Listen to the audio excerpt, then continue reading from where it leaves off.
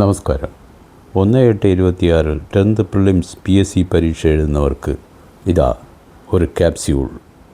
ഈ ചോദ്യങ്ങൾ നോക്കി വയ്ക്കുന്നത് 5 മാർക്ക് ചോദ്യങ്ങളിൽ നിന്നും 15 മാർക്ക് റിലേറ്റഡ് ഫാക്ട്സിൽ നിന്നും നിങ്ങൾക്ക് ലഭിക്കും. മൊത്തം 20 മാർക്ക്. ഇതാ നിങ്ങളുടെ കൈകളിലേക്ക് ഈ 20 മാർക്ക്. Good luck.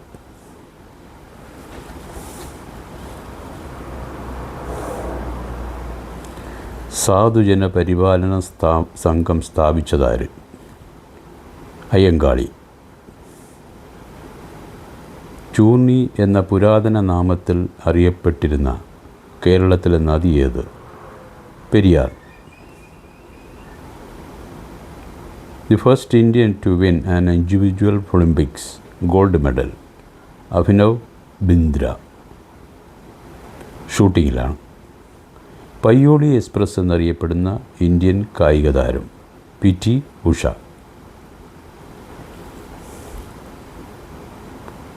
ദേശീയ കായിക ദിനം ആചരിക്കുന്നത് ഓഗസ്റ്റ് 29. ഹോക്കിയുടെ മാന്ത്രികൻ Dhyan Chand. First sports museum in India കൊൽക്കട്ടയിലാണ്. അതേസമയം നാഷണൽ സ്പോർട്സ് മ്യൂസിയം ന്യൂഡൽഹിയിൽ. National sports museum. രണ്ടാം ബുദ്ധൻ എന്ന് വിശേഷിക്കപ്പെട്ടിരുന്നത് ആരെയാണ്? ശ്രീനാരായണ ഗുരു. രണ്ടാം ബുദ്ധൻ. വിത്തും കൈക്കോട്ടും എന്ന കവിതയുടെ രചയിതാവ് ആരാണ്? വൈലോപ്പള്ളി. വൈലോപ്പള്ളി ശ്രീധരമേനോൻ. വിത്തും കൈക്കോട്ടും. കേരള സാഹിത്യ അക്കാദമിയുടെ ആസ്ഥാനം തൃശ്ശൂരാണ്. സാഹിത്യ അക്കാദമിയുടെ ആസ്ഥാനം. മീശ എന്ന നോവലിൻ്റെ രചയിതാവ് ആര്? ഉത്തരം S. ഹരീഷ്. മീശ എന്ന നോവലിൻ്റെ രചയിതാവ്. കേരളത്തിൻ്റെ പൊതുവിദ്യാഭ്യാസ വകുപ്പ് മന്ത്രി ആര്? N. Shamsuddin. പൊതുവിദ്യാഭ്യാസത്തിൻ്റെത് N. Shamsuddin. PC Vishnudas സാംസ്കാരികം. T. Siddique കൃഷി. KM ഷാജി തദ്ദേശ സ്വയംഭരണം. PK കുഞ്ഞാലിക്കുട്ടി വ്യവസായം. മോൻസ് ജോസഫ് ജലവിഭവം. ഷിബു ബേബി ജോൺ വനം. മനു ജേക്കബ് ഭക്ഷ്യ സിവിൽ സപ്ലൈസ്. ധനകാര്യം VD സതീശൻ. ആഭ്യന്തരം രമേശ് ചെന്നിത്തല. Revenue AP Anilkumar. ആരോഗ്യം K. മുരളീധരൻ. താരാപഥം പദ്ധതി കേരള പൊതുവിദ്യാഭ്യാസ വകുപ്പിൻ്റെ ഒരു പദ്ധതിയാണ്. വിദ്യാർത്ഥികളുടെ ഹാജർ മെച്ചപ്പെടുത്തുക, പഠന നിലവാരം മെച്ചപ്പെടുത്തുക. Kerala speaker Thiruvanchoor Radhakrishnan. Deputy speaker Shanimol Usman. എളുപ്പത്തിൽ തീപിടിക്കുന്ന ലോഹം ഏതാണ്? എളുപ്പത്തിൽ തീപിടിക്കുന്ന ലോഹം സോഡിയമാണ്. ഏറ്റവും ഭാരം കുറഞ്ഞ ലോഹം ഏത്? ലിഥിയം. ഏറ്റവും ഭാരം കുറഞ്ഞ ലോഹം ലിഥിയം. ഗാൽവനൈസേഷൻ എന്നാൽ പറയുന്നത് സ്റ്റീലിൻ്റെ മറ്റും ഉപരിതലത്തിൽ സിങ്ക് പൂശുന്ന പ്രക്രിയയ്ക്കാണ് ഗാൽവനൈസേഷൻ എന്ന് പറയുന്നത്. ഗാൽവനൈസേഷൻ ഉപയോഗിക്കുന്ന ലോഹം സിങ്ക്. ബൾബിൻ്റെ ഫിലമെൻ്റായി ഉപയോഗിക്കുന്ന ലോഹം ഏതാണ്? ടങ്സ്റ്റൺ. ബൾബിൻ്റെ ഫിലമെൻ്റായി ഉപയോഗിക്കുന്ന ലോഹം ടങ്സ്റ്റൺ. മലയാളത്തിൽ ജ്ഞാനപീഠം അവസാനമായി ലഭിച്ചത് MT വാസുദേവൻ നായർക്ക്. ആദ്യം ലഭിച്ചത് G. ശങ്കരക്കുറുപ്പ്. ഇന്ത്യയിലെ ഏറ്റവും വലിയ സാഹിത്യ ബഹുമതിയാണ് ജ്ഞാനപീഠം.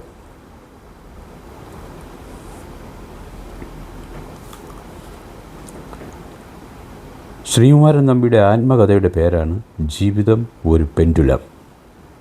ജീവിതം ഒരു പെൻഡുലം.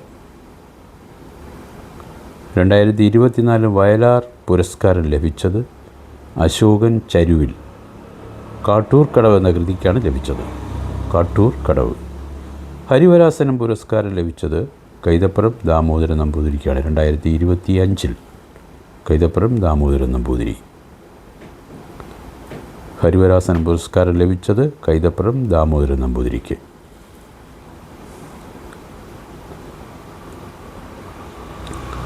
2024 ഓടക്കുഴൽ പുരസ്കാരം ലഭിച്ചത് കെ അരവിന്ദാക്ഷനാണ്.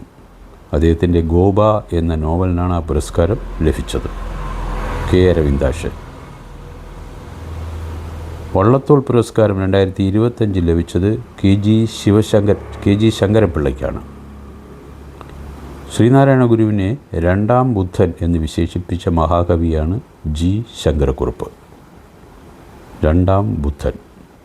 ഇന്ത്യയിലെ നാഷണൽ സ്പോർട്സ് മ്യൂസിയം സ്ഥിതി ചെയ്യുന്നത് എവിടെയാണ്? New Delhi. National sports museum. PK Aishwarya ഏത് കായിക ഇനവുമായി ബന്ധപ്പെട്ടതാണ്? നെറ്റ്ബോൾ. PK ഐശ്വര്യ. മുഹമ്മദ് അഫ്സൽ ഏത് കായിക ഇനവുമായി ബന്ധപ്പെട്ടു? 800 മീറ്റർ ഓട്ടത്തിലാണ് അദ്ദേഹത്തിന് സമ്മാനം ലഭിച്ചത്. മുഹമ്മദ് അഫ്സൽ. ഇന്ത്യയിലെ ആദ്യത്തെ ആണവ വൈദ്യുത നിലയം ഏതാണ്? ആദ്യത്തേത് Tarapur.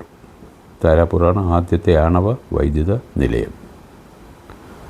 Tarapur nuclear power station ഏത് സംസ്ഥാനത്താണ്? മഹാരാഷ്ട്ര. താരാപൂർ മഹാരാഷ്ട്രയിലാണ് സ്ഥിതി ചെയ്യുന്നത്.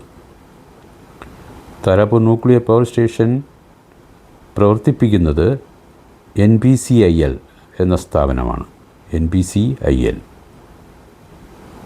ഇന്ത്യയിലെ ആദ്യത്തെ ആണവ നിലയമാണ് താരാപൂർ. അത് മഹാരാഷ്ട്രയിലാണ് സ്ഥിതി ചെയ്യുന്നത്. 1969 സ്ഥാപിച്ചത്. താരാപൂർ ന്യൂക്ലിയർ പവർ സ്റ്റേഷൻ മഹാരാഷ്ട്രയിലാണ്. മഹാരാഷ്ട്ര സ്റ്റേറ്റിലാണ് Tarapur nuclear power station. Kudankulam ആണവ നിലയം സ്ഥിതി ചെയ്യുന്നത് തമിഴ്നാട്ടിലെ തിരുനെൽവേലിയിലാണ്. നാറോറ ആണവ നിലയം സ്ഥിതി ചെയ്യുന്നത് ഉത്തർപ്രദേശ്. കൂടംകുളം സ്ഥിതി ചെയ്യുന്നത് തമിഴ്നാട്, നാറോറ ഉത്തർപ്രദേശ്, കൈഗ കർണാടക സ്റ്റേറ്റിലാണ് സ്ഥിതി ചെയ്യുന്നത്. കോർബ. ഏറ്റവും വലിയ ആണവ വൈദ്യുത നിലയം കൂടംകുളമാണ്, തമിഴ്നാട്ടിലാണത്. പിന്നെ അത് തിരുനെൽവേലി ജില്ലയിലാണ് സ്ഥിതി ചെയ്യുന്നത്. ഇന്ത്യയിലെ ഏറ്റവും വലിയ ആണവ വൈദ്യുത നിലയമാണ് കൂടംകുളം.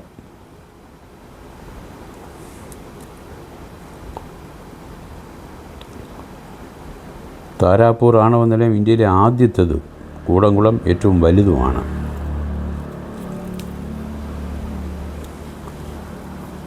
ചലനത്തിലുള്ള വസ്തുവിൽ ഉണ്ടായിരിക്കുന്ന ഊർജം ഏതാണ്?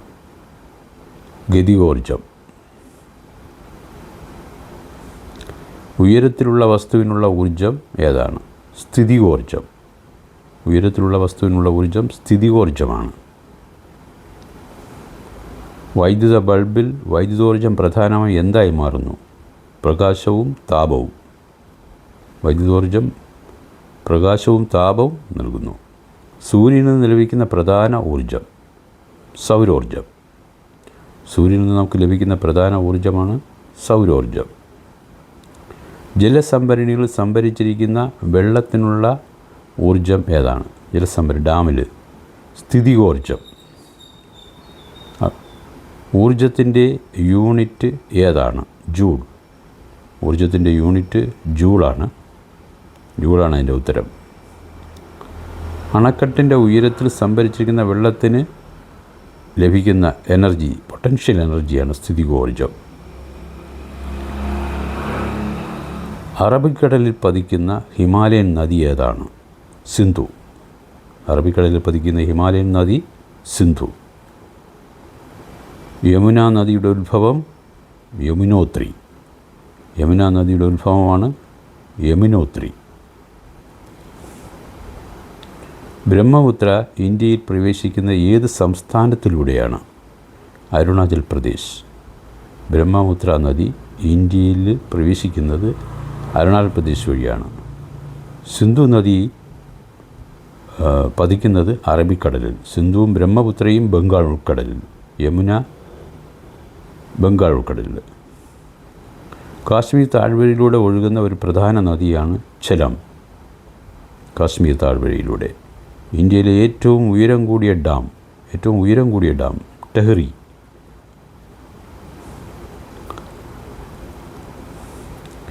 ഇന്ത്യയിലെ ഏറ്റവും നീളം കൂടിയ ഡാം ഹിരാക്കുഡ്. ഹിരാക്കുഡാണ് ഏറ്റവും നീളം കൂടിയ ഡാം. സർദാർ സരോവർ ഡാം ഏത് നദിയിലാണ്? നർമ്മദ. ഉത്തരം നർമ്മദ. സർദാർ സരോവർ ഡാം. സർദാർ സരോവർ ഡാം ഏത് സംസ്ഥാനത്താണ്? ഗുജറാത്ത്. ഗുജറാത്തിലാണ് സർദാർ സരോവർ ഡാം. നാഗാർജുന സാഗർ ഡാം ഏത് നദിയിലാണ്? കൃഷ്ണ. കൃഷ്ണ നദിയിലാണ് നാഗാർജുന സാഗർ ഡാം. കേരളത്തിൻ്റെ ഏറ്റവും വലിയ ജലസംഭരണ ശേഷിയുള്ള ഡാം ഏതാണ്? ഇടുക്കി. ഏറ്റവും ജലസംഭരണ ശേഷിയുള്ള ഡാം ഇടുക്കിയാണ്. ഇന്ത്യയിലെ ആദ്യ ബഹുമുഖ നദീതട പദ്ധതി ഏത്? Damodar Valley project. Damodar Valley പദ്ധതിയാണ് അത്. ജ്ഞാനപീഠ പുരസ്കാരം 2025 ലഭിച്ചത് ആർക്ക്? ആർ വൈരമുത്തു. തമിഴ്നാട്ടിലെ R Vairamuthu. Jewel of India എന്നറിയപ്പെടുന്ന ഇന്ത്യൻ സംസ്ഥാനം ഏത്? ഉത്തരം Manipur. Jewel of India. Land of rising sun എന്നറിയപ്പെടുന്ന സംസ്ഥാനം ഏത്? Arunachal Pradesh. Land of rising sun. Scotland of the east എന്നറിയപ്പെടുന്ന സംസ്ഥാനം ഏതാണ്? Meghalaya. Scotland of the east. Jog വെള്ളച്ചാട്ടം ഏത് നദിയിലാണ്? ശരാവതി. ശരാവതി നദിയിലാണ് ജോഗ് വെള്ളച്ചാട്ടം. ഇന്ത്യയിലെ ഏറ്റവും വലിയ നദീദ്വീപ് ഏതാണ്? മഞ്ജുലി. ഇന്ത്യയിലെ ഏറ്റവും വലിയ നദീദ്വീപ്. ഏറ്റവും വലിയ നദീദ്വീപ് മഞ്ജുലിയിലാണ്. അത് ആസാമിലാണ് സ്ഥിതി ചെയ്യുന്നത്, ബ്രഹ്മപുത്ര നദിയിൽ. ലോകത്തിലെ ഏറ്റവും ഉയരം കൂടിയ റെയിൽവേ പാലം ഏത്? ഉയരം കൂടിയത് ചിനാബ് റെയിൽവേ ബ്രിഡ്ജ്. ഏറ്റവും ഉയരം കൂടിയത്. ഇന്ത്യയിലെ ആദ്യ കടൽപ്പാലം ഏത്? പാമ്പൻ പാലം. ആദ്യ കടൽപ്പാലം. മഹാത്മാഗാന്ധി സേതു ഏത് നദിക്ക് കുറുകെയാണ്? മഹാത്മാഗാന്ധി സേതു ഗംഗാ നദി. ഹൗറ പാലം ഏത് നദിക്ക് കുറുകെയാണ് പണിതിരിക്കുന്നത്? ഹൗറ പാലം ഹുഗ്ലി നദിക്ക് കുറുകെയാണ് ഹൗറ പാലം പണിതിരിക്കുന്നത്. ഇന്ത്യയിലെ ഏറ്റവും നീളം കൂടിയ കടൽപ്പാലം ഏത്? അടൽ സേതു. ഏറ്റവും നീളം കൂടിയ കടൽപ്പാലം മുംബൈയിലെ അടൽ സേതു. ബോഗിബീൽ പാലം ഏത് നദിക്ക് കുറുകെയാണ്? ബ്രഹ്മപുത്ര. ബോഗിബീൽ പാലം. ധോല സാദിയ പാലത്തിൻ്റെ മറ്റൊരു പേര്? ധോല സാദിയ. അതിൻ്റെ മറ്റൊരു പേര് ഭൂപേൻ ഹസാരിയ സേതു. ഭൂപേൻ കസാരിയ സേതു. സൈറൈഘട്ട് പാലം ഏത് നദിക്ക് കുറുകെയാണ്? സൈറൈഘട്ട്. ബ്രഹ്മപുത്ര. ബാന്ദ്ര വർലി സീലിംഗ് ഏത് നഗരത്തിലാണ്? മുംബൈ.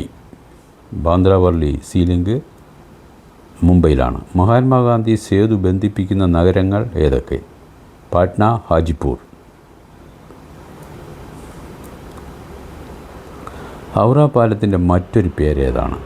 അതിൻ്റെ ഒരു പഴയ പേരാണ് രവീന്ദ്ര സേതു. ഹൗറ പാലത്തിൻ്റെ മറ്റൊരു പേരാണ് രവീന്ദ്ര സേതു. അടൽ സേതു ഏത് രണ്ട് നഗരങ്ങളെ ബന്ധിപ്പിക്കുന്നു? മുംബൈ, നവമുംബൈ. മുംബൈയിലെ നവമുംബൈയായി ബന്ധിപ്പിക്കുന്ന പാലമാണ്.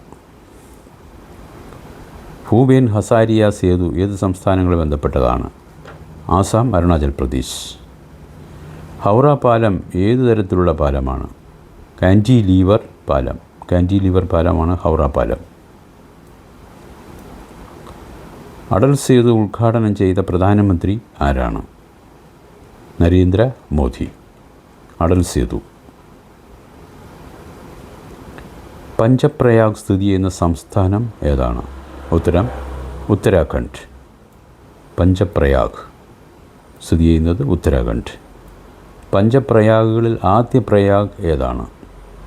വിഷ്ണുപ്രയാഗ്.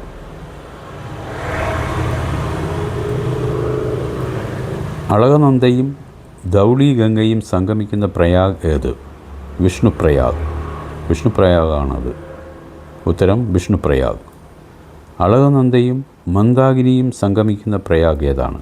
രുദ്രപ്രയാഗ്. ഇതെല്ലാം റിലേറ്റഡ് ഫാക്ട്സ് ആണ്, പ്രധാനപ്പെട്ട റിലേറ്റഡ് ഫാക്ട്സ് ആണ്. അളകനന്ദയും ഭാഗീരഥിയും സംഗമിക്കുന്ന ഗംഗയായി മാറുന്ന സ്ഥലം ഏതാണ്? ദേവപ്രയാഗ്. അളകനന്ദയും ഭാഗീരഥിയും സംഗമിക്കുന്നതാണ് ദേവപ്രയാഗ്. അളകനന്ദയും നന്ദാകിനിയും സംഗമിക്കുന്ന പ്രയാഗ് ഏത്? നന്ദപ്രയോഗ്. നന്ദപ്രയോഗ്. പ്രയാഗ് എന്ന് പറഞ്ഞാൽ രണ്ട് അതിലധികമോ നദികൾ സംഗമിക്കുന്ന സ്ഥലത്തെയാണ് പ്രയാഗ് എന്ന് പറയുന്നത്. ഇന്ത്യയിലെ ആദ്യത്തെ യുറേനിയം ഖനി ഏതാണ്? ആദ്യത്തെ യുറേനിയം ഖനി ജാദുഗുഡ. ജാദുഗുഡയാണ് ആദ്യത്തെ യുറേനിയം ഖനി. താഴെ പറയുന്നതിൽ തേക്കിൻ്റെ ഒരു പ്രധാന ഇനമാണ് ഭാഗ്യലക്ഷ്മി. തേക്കിൻ്റെ ഒരു ഇനമാണ് ഭാഗ്യലക്ഷ്മി എന്നറിയപ്പെടുന്നത്. ഈ ഭാഗ്യലക്ഷ്മി എന്നത് വേറൊരു വിളയുടെയും പേരാണ്. ഏത് വിളയാണ്? പയർ. പയറിൻ്റെ പേരും ഭാഗ്യലക്ഷ്മിയായിട്ട് അറിയപ്പെടുന്നുണ്ട്.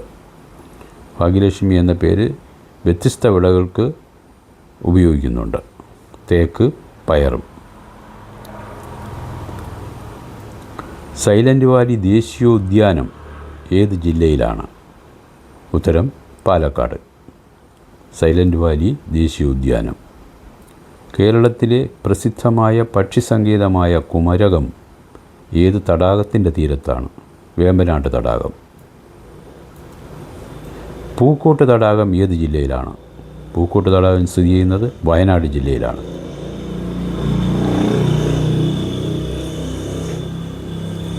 ജീവിരാജ സ്പോർട്സ് അവാർഡ് ആരാണ് നൽകുന്നത്? സംസ്ഥാന സ്പോർട്സ് കൗൺസിലാണത് നൽകുന്നത്. 2024-25 മികച്ച വനിതാ കായിക താരത്തിനുള്ള അവാർഡ് നേടിയതാരാണ്? PK ഐശ്വര്യ. PK ഐശ്വര്യ. 2024-25 പുരുഷ കായിക താരത്തിനുള്ള അവാർഡ് നേടിയത് മുഹമ്മദ് അഫ്സൽ. മുഹമ്മദ് അഫ്സൽ. ഇന്ത്യയുടെ നിലവിലെ വൈസ് പ്രസിഡൻ്റ് ആരാണ്? CP രാധാകൃഷ്ണൻ. തമിഴ്നാട്ടിൽ നിന്നുള്ള CP രാധാകൃഷ്ണൻ. മലബാർ കലാപത്തിൻ്റെ പശ്ചാത്തലത്തിൽ കുമാരനാശാൻ രചിച്ച കാവ്യം ഏതാണ്? ദുരവസ്ഥ. ദുരവസ്ഥയാണ് മലബാർ കലാപത്തിൻ്റെ പശ്ചാത്തലത്തിൽ രചിച്ചത്. എഴുത്തച്ഛൻ്റെ പ്രസക്ത കൃതി ഏതാണ്? ആധ്യാത്മരാമായണം, കിളിപ്പാട്ട്. ആധ്യാത്മരാമായണം, കിളിപ്പാട്ട്.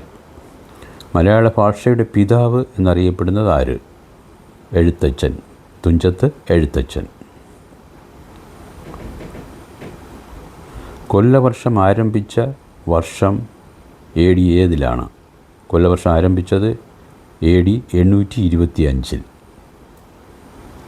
തിരുവിതാംകൂറിലെ ആദ്യ ദിവാൻ ആരായിരുന്നു? രാജാ കേശവദാസ്. രാജാ കേശവദാസാണ്. വില്ലുവണ്ടി സമരം നടത്തിയത് ആരുടെ നേതൃത്വത്തിലായിരുന്നു? വില്ലുവണ്ടി സമരം അയ്യങ്കാളിയുടെ നേതൃത്വത്തിലായിരുന്നു വില്ലുവണ്ടി സമരം നടത്തിയത്. സാധുജന പരിപാലന സംഘം സ്ഥാപിച്ചത് അയ്യങ്കാളിയാണ്. അയ്യങ്കാളി. കേരള സിംഹം എന്നറിയപ്പെടുന്നത് ആരാണ്? ഉത്തരം പഴശ്ശിരാജ. കേരള സിംഹം എന്നറിയപ്പെടുന്നത് പഴശ്ശിരാജ. പഴശ്ശിരാജ പ്രധാനമായും ഏത് പ്രദേശവുമായി ബന്ധപ്പെട്ട ഭരണാധികാരിയായിരുന്നു? മലബാർ. പഴശ്ശിരാജ മലബാറിലെ രാജാവായിരുന്നു. പഴശ്ശിരാജ ആരോടാണ് പ്രധാനമായും പോരാടിയിരുന്നത്? British East India company. Pazhassiraja വീരമൃത്യു വരിച്ചത് ഏത് വർഷമാണ്? 1805. 1805. പഴശ്ശിരാജയുടെ പോരാട്ടങ്ങൾക്ക് പ്രധാന ആസ്ഥാനമായിരുന്ന വനപ്രദേശം ഏതാണ്? വയനാട് വനപ്രദേശം. ശ്രീനാരായണ ഗുരുവിൻ്റെ ജന്മദിനം എന്നാണ്? 1856 ഓഗസ്റ്റ് 20. 1856. ഡോഡ്സ് ചികിത്സ ശുപാർശ ചെയ്ത അന്താരാഷ്ട്ര സംഘടന? WHO, world health organisation. ഡോഡ്സ് പ്രധാനമായും ഏത് രോഗാണുവിനെതിരെയാണ് ഉപയോഗിക്കുന്നത്? ബാക്ടീരിയ. ക്ഷയരോഗത്തിന് കാരണമായ ബാക്ടീരിയ. ഇന്ത്യയിൽ ഡോട്ട്സ് പദ്ധതി ആരംഭിച്ച വർഷം 1997. ഡോട്ട്സ് ആരംഭിച്ചത് 1997.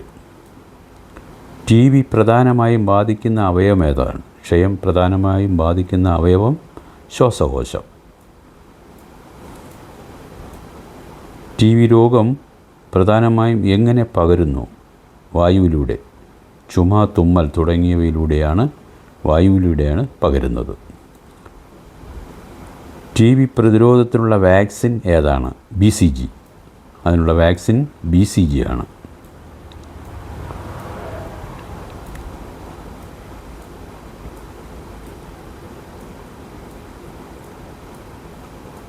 അടുത്ത ചോദ്യം, മഞ്ഞ് ജലത്തിൽ പൊങ്ങിക്കിടക്കാൻ കാരണം എന്താണ്? മഞ്ഞ് ജലത്തിൽ പൊങ്ങിക്കിടക്കാൻ കാരണം മഞ്ഞിൻ്റെ സാന്ദ്രത ജലത്തേക്കാൾ കുറവാണ്. കടൽ ജലത്തിൻ്റെ സാന്ദ്രത ശുദ്ധജലത്തേക്കാൾ കൂടുതലാകാൻ കാരണമെന്ത്? കടൽ ജലത്തിൽ ഉപ്പിൻ്റെ അംശം ഉണ്ട്. ഉപ്പിൻ്റെ അളവ് കൂടുതലായതുകൊണ്ടാണ് അങ്ങനെ സംഭവിക്കുന്നത്.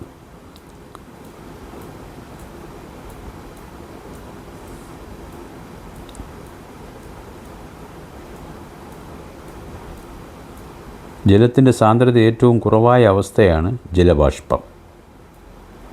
ജലബാഷ്പമാണ്. ഇന്ത്യൻ പാർലമെൻ്ററി ജനാധിപത്യം ഏത് രാജ്യത്തിൽ നിന്നാണ് സ്വീകരിച്ചത്? ഇന്ത്യൻ പാർലമെൻറ്റിലെ ജനാധിപത്യം ഏത് രാജ്യത്തിൻ്റെ? ബ്രിട്ടൻ്റെതാണ്. ഇന്ത്യൻ ഭരണഘടനയിലെ മൗലിക കടമകൾ ഫണ്ടമെൻ്റൽ ഡ്യൂട്ടീസ് എത്രാമത്തെ ഭേദഗതിയിലൂടെയാണ് ചേർത്തിരിക്കുന്നത്? 42ാം ഭേദഗതി. ഇന്ത്യൻ ഭരണഘടനയുടെ ഹൃദയവും ആത്മാവും എന്ന് വിശേഷിപ്പിക്കുന്ന ആർട്ടിക്കിൾ ഏത്? ആർട്ടിക്കിൾ 32. ആർട്ടിക്കിൾ 32 പൗരന്മാർക്ക് അവരുടെ മൗലിക അവകാശങ്ങൾ ലംഘിക്കപ്പെടുമ്പോൾ നേരിട്ട് സുപ്രീം കോടതിയെ സമീപിക്കാൻ അവകാശം നൽകുന്നു. ആർട്ടിക്കിൾ 32 പ്രധാനമായും സംരക്ഷിക്കുന്നത് എന്താണ്? മൗലിക അവകാശങ്ങൾ. ആർട്ടിക്കിൾ 32. താഴെ പറയുന്നതിൽ റിട്ട് അല്ലാത്തത് ഏത്? റിട്ട് അല്ലാത്തത് വീറ്റോയാണ് റിട്ട് അല്ലാത്തത്. ക്വിറ്റ് ഇന്ത്യ സമരം ആരംഭിച്ചത് ഏത് വർഷമാണ്? 1942. ക്വിറ്റ് ഇന്ത്യ സമരം 1942. ക്വിറ്റ് ഇന്ത്യ പ്രമേയം പാസാക്കിയ കോൺഗ്രസ് സമ്മേളനം നടന്നത് എവിടെയാണ്? മുംബൈയിൽ വെച്ചാണ് ക്വിറ്റ് ഇന്ത്യ പ്രമേയം പാസാക്കിയ കോൺഗ്രസ് സമ്മേളനം നടന്നത്. ഡു ഓർ ഡൈ എന്ന മുദ്രാവാക്യം ആരുടേതാണ്? Mahatma Gandhi. Do or die. Quit India സമരത്തിൻ്റെ പതാക ഉയർത്തിയ പ്രമുഖ വനിത ആരാണ്? അരുണ ആസഫ് അലിയാണ് ക്വിറ്റ് ഇന്ത്യ സമരത്തിൻ്റെ പതാക ഉയർത്തിയത്. വിവരാവകാശ നിയമപ്രകാരം അത് നിലവിൽ വന്ന ഏത് വർഷമാണ്? 2005 ഒക്ടോബർ 12. വിവരാവകാശ നിയമപ്രകാരം എത്ര ദിവസത്തിനകം മറുപടി നൽകണം? 30 ദിവസത്തിനകം മറുപടി നൽകണം. ജീവനും സ്വാതന്ത്ര്യവുമായി ബന്ധപ്പെട്ട് എത്ര മണിക്കൂറിനകം വിവരം നൽകണം? 48 മണിക്കൂർ. വിവരാവകാശ നിയമപ്രകാരം നിയോഗിക്കപ്പെട്ട ഉദ്യോഗസ്ഥൻ ആരാണ്? Public information officer. 2025 Santosh trophy ജേതാക്കൾ ആരാണ്? സർവീസസ്. കേരളത്തെ ഫൈനലിൽ പരാജയപ്പെടുത്തി സർവീസസാണ് വിജയിച്ചത്. ഏറ്റവും ഒടുവിൽ 2025-26 സന്തോഷ് ട്രോഫി ജേതാവ് സർവീസസാണ്. കേരളത്തെയാണ് പരാജയപ്പെടുത്തിയത്. ഇരുമ്പിൻ്റെ പ്രധാന അയിര് ഏതാണ്? ഹേമറ്റൈറ്റ്. ഇരുമ്പിൻ്റെ പ്രധാന അയിര്. അലൂമിനിയത്തിൻ്റെ പ്രധാന അയിരാണ് ബോക്സൈറ്റ്.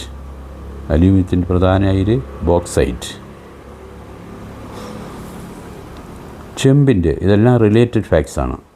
ചെമ്പിൻ്റെ പ്രധാന അയിരാണ് മലക്കൈറ്റ്. ചെമ്പിൻ്റെത്. സിങ്കിൻ്റെ പ്രധാന അയിരാണ് കാലമൈൻ.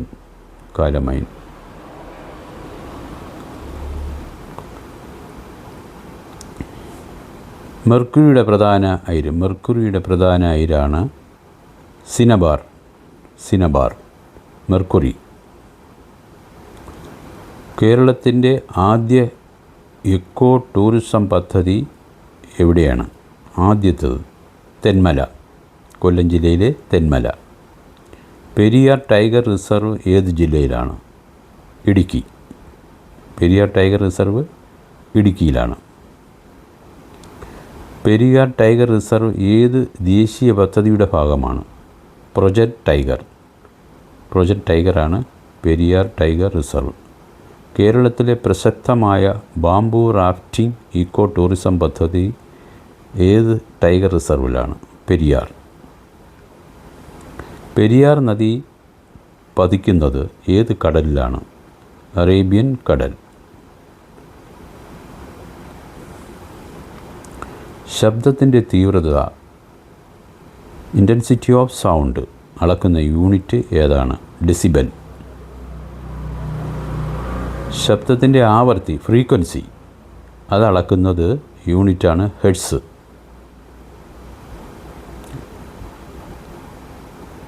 ശബ്ദത്തിൻ്റെ തീവ്രത ഡെസിബലും ശബ്ദത്തിൻ്റെ ആവൃത്തി ഫ്രീക്വൻസി ഹെർട്സുമാണ്.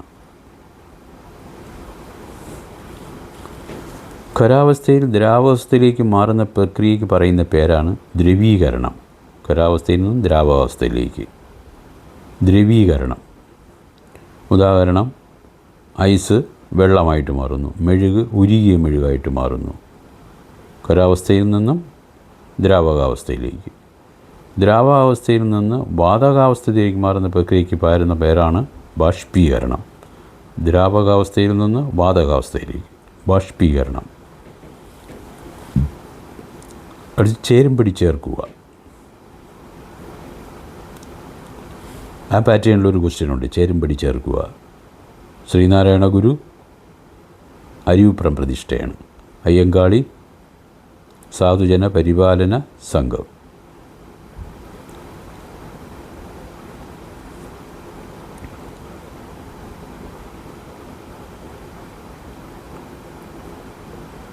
JC ഡാനിയൽ അവാർഡ് ഏറ്റവും വലിയ ജേതാവ് ആരാണ്? JC ഡാനിയൽ അവാർഡ് കിട്ടിയത്, കഴിഞ്ഞ വർഷം കിട്ടിയത്, JC ഡാനിയൽ അവാർഡ് കിട്ടിയത് സിനിമാ നടി ശാരദ. ശാരദയ്ക്കാണ് ലഭിച്ചത് JC ഡാനിയൽ അവാർഡ്. ആദ്യ മലയാള ശബ്ദ ചലച്ചിത്രം ഏതാണ്? ശബ്ദത്തോടു കൂടിയ മലയാള ചലച്ചിത്രം ബാലൻ.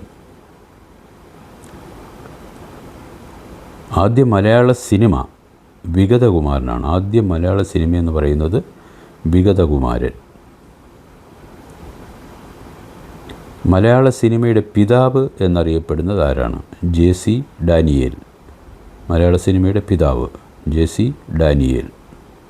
മലയാള സിനിമയിൽ ഏറ്റവും കൂടുതൽ ചിത്രങ്ങളിൽ അഭിനയിച്ച നടൻ ആരാണ്? ഏറ്റവും കൂടുതൽ ചിത്രങ്ങൾ അഭിനയിച്ചത് പ്രേം നസീർ. പ്രേം നസീറാണ് ഏറ്റവും കൂടുതൽ സിനിമയിൽ അഭിനയിച്ചിട്ടുള്ളത്. കമ്പ്യൂട്ടറിൻ്റെ മസ്തിഷ്കം, ബ്രെയിൻ, അതിന് പറയുന്ന CPU, സെൻട്രൽ പ്രോസസ്സിംഗ് യൂണിറ്റ്. കമ്പ്യൂട്ടറിൻ്റെ സ്ഥിരമായ മെമ്മറി പറയുന്ന പേരെന്താണ്? കമ്പ്യൂട്ടറിൻ്റെ സ്ഥിരമായ മെമ്മറിക്ക് പറയുന്ന പേരാണ് റോം. കമ്പ്യൂട്ടറിലെ ഇൻപുട്ട് ഉപകരണം ഏതാണ്? പ്രിൻ്ററുണ്ട്, മോണിറ്ററുണ്ട്, കീബോർഡുണ്ട്, സ്പീക്കറുണ്ട്. ഇൻപുട്ട് യൂണിറ്റ് പ്രധാനമായിട്ടും കീബോർഡാണ്.